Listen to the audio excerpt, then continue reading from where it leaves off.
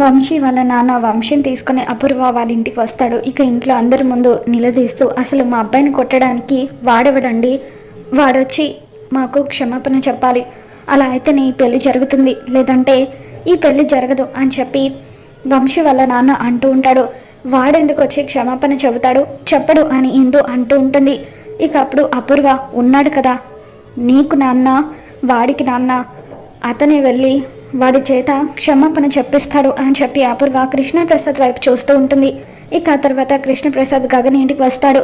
నేను ఇక్కడికి రావడం నీకు ఇష్టం ఉండదని తెలుసు, కానీ తప్పక వచ్చాను, నువ్వు క్షమాపణ చెప్పాలని వాళ్ళు కోరుతున్నారు అని చెప్పి కృష్ణప్రసాద్ అంటూ ఉంటాడు. ఇక అప్పుడు గగన్, నువ్వు అసలు కన్న తండ్రివేనా?